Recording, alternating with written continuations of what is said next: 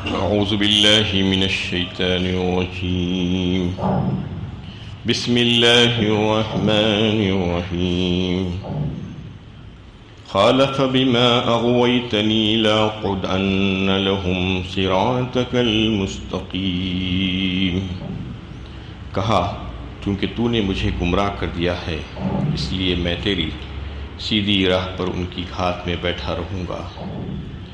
ثم لآتینہم من بین ایدیہم ومن خلفہم وعن ایمانہم وعن شمائلہم ولا تجد اکثرہم شاکرین. پھر ان کے آگے سے بھی ان پر حملہ کروں گا اور پیچھے سے بھی، دائیں سے بھی کروں گا اور بائیں سے بھی، اور تو ان میں سے اکثر کو شکر گزار نہ پائے گا. یہ سورہ اعراف کی 16 اور 17 نمبر کی آیتیں ہیں. اس سے پہلے کی آیتوں میں اللہ تعالیٰ سے ابلیس نے جو مہلت مانگی تھی قیامت تک کے لیے، اس کو ایک شرط کے ساتھ وہ مہلت دے دی گئی، اور وہ اللہ تعالیٰ کا جو منصوبہ تھا اس کے تحت تھی، جس کی نظر اللہ تعالیٰ پیش نظر جو ہے انسان کو زمین میں خلیفہ بنانا چاہ رہے تھے. تو پھر اس کے سلسلے میں خیر اور شر دونوں کو مل کر چلنا تھا دنیا میں، اس لیے اس کو مہلت دی گئی. ابلیس نے اپنی گمراہی کی ذمہ داری اللہ تعالیٰ پر ڈالی، حالانکہ اس نے جو سرکشی کی تھی اس کے نتیجے میں وہ خود گمراہ ہوا تھا. اس لیے گویا ابلیس اللہ کے قانون ضلالت کے تحت گمراہ ہوا ہے، خود اپنے آپ اس کی گمراہی کا وہ ذمہ دار ہے. اس میں اس نے اللہ تعالیٰ سے قسم کھائی، قسم کھا کر رب کریم سے کے سامنے یہ چیلنج کیا. اس آیت میں یہ بات واضح کی گئی کہ میں تیرے بندوں کو گمراہ کر کے رہوں گا بسبب اس کے کہ تو نے مجھے گمراہ کیا. یہ بات کہہ کر وہ کہتا ہے، اللہ تعالیٰ سے چیلنج کرتا ہے، لَأَقْعُدَنَّ لَهُمْ صِرَاطَكَ الْمُسْتَقِيمَ، میں تیرے بندوں کے سیدھے راستے پر بیٹھوں گا. صراطک المستقیم کہا یعنی جو بندے تیری راہ پر چلنا چاہتے ہیں، اور تو جو بندوں کو جس راہ پر دیکھنا چاہتا ہے وہ راستے پر میں بیٹھ کر ان کو گمراہ کرنے کی کوشش کروں گا. یعنی وہ سارے خیر کے راستے سے ان کو روکنے کی کوشش کروں گا، اور سارے جو شر کے راستے ہیں اس کو مزین کر کے، اس کو خوبصورت بنا کے ان کے سامنے پیش کروں گا، اور ان کو ترغیب دوں گا کہ وہ راستوں پر چلے. جو راستوں تجھے پسند نہیں ہیں اور جو راستے تجھے جو پسند ہے، جس پر تو دیکھنا چاہتا ہے اپنے بندوں کو، جیسا بندوں کو تو چاہتا ہے کہ وہ عبادت کرے، تیری بندگی کرے، اطاعت کرے، فرما برداری کرے، وہ راستوں سے میں ان کو روکوں گا، اس راستے پر بیٹھوں گا. تو اللہ تعالیٰ نے اس کو، جیسا کہ اس سے پچھلی آیت میں بھی یہ بات آ رہی تھی کہ اس کو اجازت دے دی گئی وہ کام کرنے کی، نہ صرف وقت کی مہلت بلکہ وہ سارے کام جو وہ کرنا چاہتا ہے، اور یہ کہہ دیا گیا کہ تیرے کاموں میں کوئی رکاوٹ نہیں ڈالی جائے گی. تو جس قدر فتنہ انسان میں پیدا کرنا چاہتا ہے انسان کے لیے، وہ فتنہ پیدا کر، تجھے بھی اجازت ہے، تو جو چاہے کر.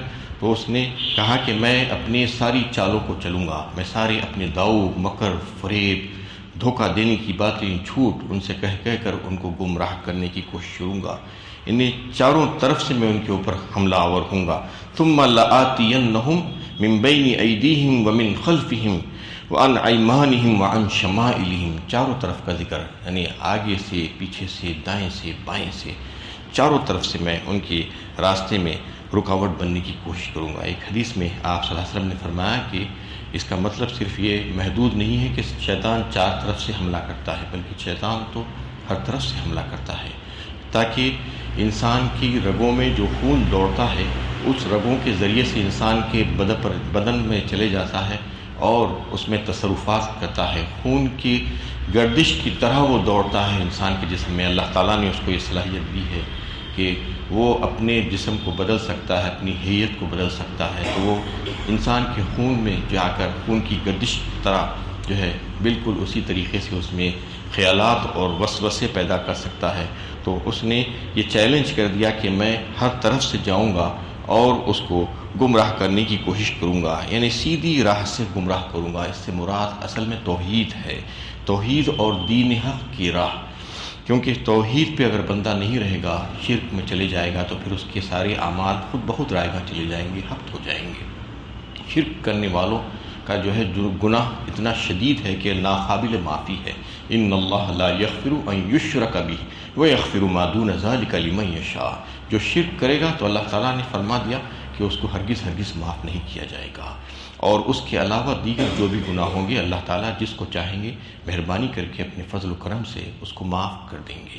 اسی طریقے سے کفر بھی ایسا گناہ ہے، انکار کرنا، کہ وہ بھی جو ہے سارے اعمال کو حبط کرنے والا ہے۔ سورہ کہف میں جو بھی اللہ تعالیٰ نے جو فرمایا اولئک الذین کفروا بآیات ربہم ولقائہ فحبطت اعمالہم فلا نقیم لہم یوم القیامۃ وزنا، فرمایا وزن ہی نہیں لگایا جائے گا قیامت میں۔ اس نے جتنے بھی نیک اعمال کیے ہوں گے دنیا میں، اس کے کفر کی غلاظت اور گندگی کی وجہ سے اس کے لیے جو ہے اس کے نام اعمال کو تولا نہیں جائے گا، ترازو نہیں لگایا جائے گا۔ تو شیطان یہ چاہتا ہے کہ اللہ کے بندوں کو اس کی راہ سے ہٹائے، توحید سے ہٹا دے، توحید سے ہٹا کر دین حق کی راہ سے ہٹا کر ان کو گمراہ کر دے۔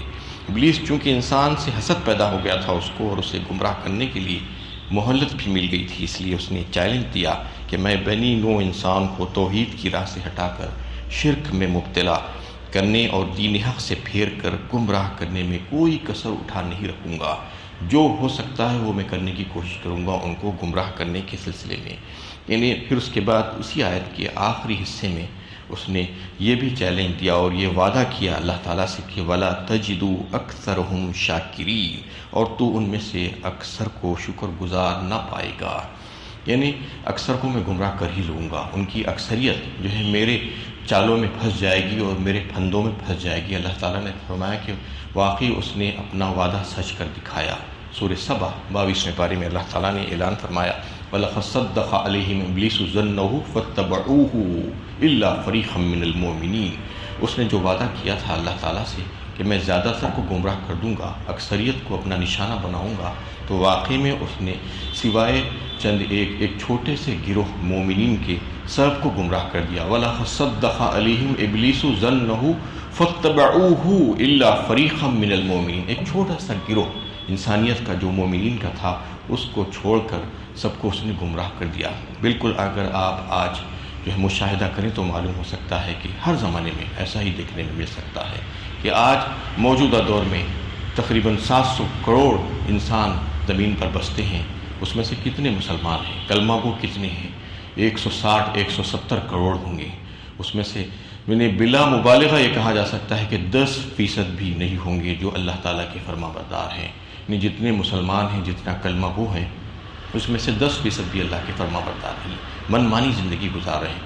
تو اگر پوری انسانیت موجودہ دور کی اگر دیکھی جائے جو زندہ ہیں آج، اس میں سے 2% یا 3% بھی اللہ تعالیٰ کی فرما برداری اور شکر گزاری پر لگے ہوئے نہیں ہیں۔ تو یہ شیطان کا جو وعدہ تھا اس نے سچ کر دکھایا کہ میں زیادہ تر لوگوں کو لے لوں گا اپنے، یعنی پھنسا لوں گا اپنے چنگل میں، اور ان کو طرح طرح سے جو ہے یعنی ایسی چیزیں مزین کر کے دنیا میں دکھاؤں گا کہ وہ میری بات کو مان لیں گے۔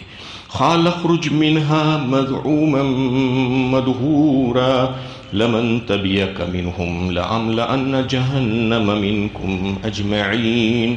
فرمایا نکل جا یہاں سے ذلیل اور ٹھکرایا ہوا، ان میں سے جو تیری پیروی کریں گے تو میں تم سب سے جہنم کو بھر دوں گا۔ اللہ تعالیٰ نے اس کو خطاب کرتے ہوئے فرمایا کہ اچھا تو جو چاہے کر لے، میں بے نیاز ہوں۔ کوئی اگر بندہ میری عبادت کرتا ہے، میری راہ پر آتا ہے تو اس ہی کا فائدہ ہے، میرا اس میں کوئی فائدہ نہیں ہے، اور اگر کوئی بھٹک جاتا ہے راہ سے تو وہ اپنا نقصان کرنے والوں میں سے ہو جائے گا، اور میں بروز قیامت کسی کو چھوڑوں گا نہیں۔ جو تیری اتباع کریں گے، تیری پیروی کریں گے، تیری بات مانیں گے، میں تیرے ساتھ ان تمام کو جہنم میں داخل کر دوں گا، کیونکہ میں تو بے نیاز ہوں، میرا کچھ ہونے والا نہیں ہے۔ قال موسیٰ ان تکفروا انتم ومن فی الارض جمیعا فإن اللہ لغنی حمید۔ فرمایا سورہ ابراہیم 13ویں پارے میں موسیٰ علیہ السلام کا قول اللہ تعالیٰ نے نقل فرمایا کہ انہوں نے اپنی قوم سے کہا کہ اگر تم اور روئے زمین پر جتنے لوگ بستے ہیں وہ سب کے سب اللہ تعالیٰ کے ساتھ کفر کریں، اس کی نافرمانی کریں، تو اس کی کبریائی میں، اس کی سلطنت میں کوئی کمی آنے والی نہیں ہے۔ وہ تو غنی ہے، وہ تو محمود ہے اپنے آپ صفتوں میں، اور اس کو کسی کی حاجت نہیں ہے، وہ بے نیاز ہے۔ تو اس میں اللہ تعالیٰ نے یہی فرمایا کہ وہ جو چاہے کر لو تم جتنوں کو چاہے گمراہ کر لو اور اپنی راہ پر چلا لو، جو بھی تمہاری راہ پر چلنے کی کوشش کرے گا تو پھر میں ان کو چھوڑوں گا نہیں۔ تو ان آیتوں سے یہ بات سامنے آئی کہ شیطان کی الغار انسان پر ہر طرف سے ہے، اور وہ انسان کو باطل افکار خیالات سے متاثر کرنے، اسے برائی پر آمدہ کرنے، دنیا میں فساد برپا کرنے پر ابھارنے کے لیے طرح طرح کی جتن کرتا ہے، ہر طریقے سے کوشش کرتا ہے۔ اس نے یہ چیلنج دے دیا ہے اللہ تعالیٰ کو، اور یہ وعدہ لے لیا ہے، اور اللہ تعالیٰ نے اس کو مہلت عطا فرما دی ہے اپنی حکمت اور مشیت کے تحت۔ لوگ یہ سمجھتے ہیں کہ آخر شیطان یہ کیسے کر پا رہا ہے اور شیطان کو کیوں کرنے دیا گیا ہے، تو یہ اللہ تعالیٰ کی حکمت اور مشیت تھی۔ یہ بات سمجھنے کی کوشش کیجئے کہ اللہ تعالیٰ کی حکمت، مشیت اور ارادہ اور چیز ہے، اور اللہ تعالیٰ کی پسند اور مرضی کوئی اور چیز ہے۔ اللہ تعالیٰ شرک کرنے والوں کو، کفر کرنے والوں کو، نافرمانی کرنے والوں کو پسند نہیں فرماتی، اس میں ان کی رضا نہیں ہے، لیکن حکمت اور مشیت تو ہے کہ اس کی اجازت دی گئی ہے، وہ کرنے کا موقع دیا گیا ہے، جو چاہے کرے۔ دنیا میں کسی کو باندھ کر نہیں رکھا گیا ہے، ان کو ارادے اور اختیار کی آزادی دے دی گئی ہے تاکہ آزمائش اور امتحان ہو جائے۔ آزمائش اور امتحان میں اگر ہاتھ سے قلم کھینچ لیا جائے تو لکھے گا کس سے انسان؟ تو لکھنے کے لیے اس کو قلم دے دیا گیا ہے کہ جو چاہے لکھو، تمہیں آزادی ہے۔ زبردستی، جبر اور کرہ اسلام میں نہیں ہے۔ اللہ تعالیٰ نہیں چاہتے کہ بندوں کو زبردستی پکڑ کے رکھا جائے اور ان کو مجبور کیا جائے ایمان لانے پر، اور ان کو مجبور کیا جائے سیدھے راستے پر چلنے کے لیے۔ ہاں، ان کو بتا دیا گیا کہ اللہ تعالیٰ کی پسند کس میں ہے، ناپسند کس میں ہے، اللہ تعالیٰ کن چیزوں سے ناراض ہوتے ہیں، یہ بتا دیا گیا۔ تو اس میں شیطان کی الغار کے بارے میں اللہ تعالیٰ اطلاع دے رہے ہیں کہ شیطان تمہاری ہر طرف سے تمہاری طرف حملے کرے گا اور وہ سازشیں کرے گا، تو تمہیں چاہیے کہ چومکھی لڑائی نہ ہوگا اس سے، انہیں ایک طرف سے نہیں، ہر طرف سے تمہاری خون میں گردش کرتا ہوا تم پر جو ہے وسوسے ڈالے گا، تمہارے دل میں خیالات پیدا کرے گا اور تم کو ابھارے گا برے کام کرنے کے لیے۔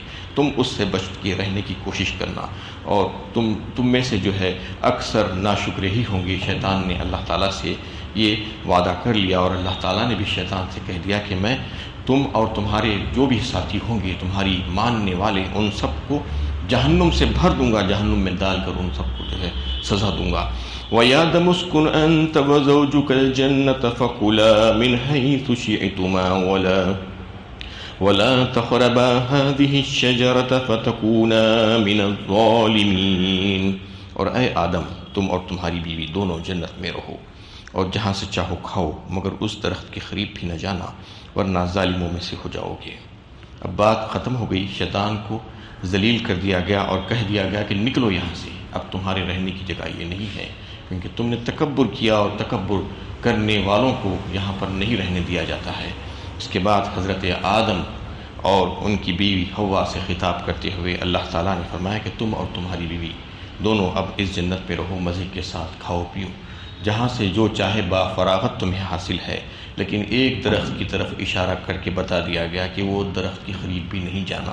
وَلَا تَقْرَبَا هَٰذِهِ الشَّجَرَةَ فَتَكُونَا مِنَ الظَّالِمِينَ، اور خبردار اگر تم اس درخت کے قریب جاؤ گے تو پھر تم ظالموں میں سے ہو جاؤ گے۔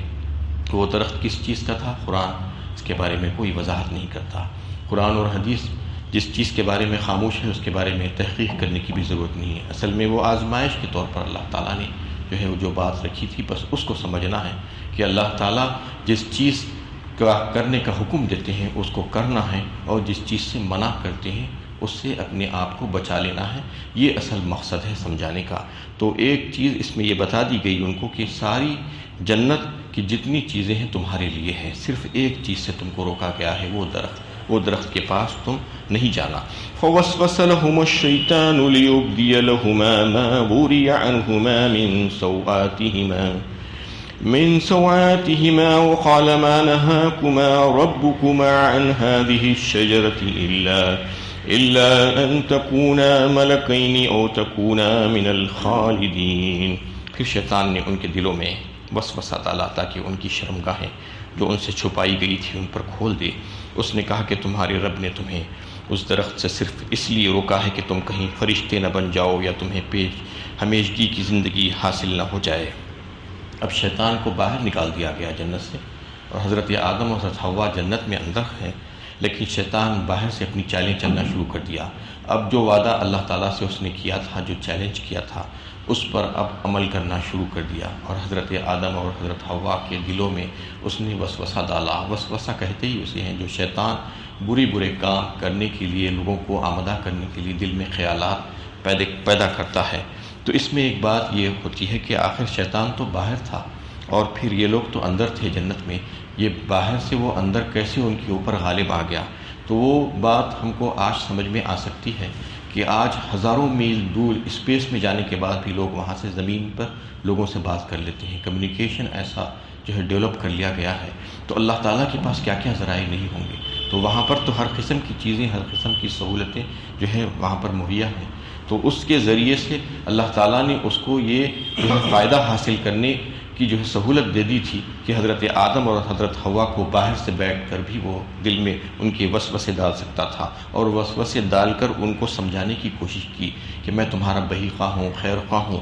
وَقَاسَمَهُمَا إِنِّي لَكُمَا مِنَ النَّاصِحِينَ، قسم کھا کر اس سے کہا کہ میں تمہارا خیر خواہ ہوں، میں بالکل سچ بول رہا ہوں، جبکہ وہ جھوٹ بول رہا ہے، دھوکہ دے رہا ہے، اور ان کو جو ہے اللہ تعالیٰ کی طرف سے جو جنت میں جو لباس ان کو دیا گیا تھا اس سے وہ محروم کرنا چاہتا تھا ان کو، اور ان کو شرمندہ کرنا چاہتا۔ اس میں اللہ تعالیٰ نے اس کو واضح کیا کہ اللہ تعالیٰ نے جو چیز چھپا کر رکھی تھی ان کی، یعنی ان کی شرمگاہیں جو قابل شرم حصہ، اللہ تعالیٰ نے اس کو چھپا دیا تھا جنتی لباس کے ذریعے سے۔ وہ چاہتا تھا کہ اس کو ان پر کھول دے۔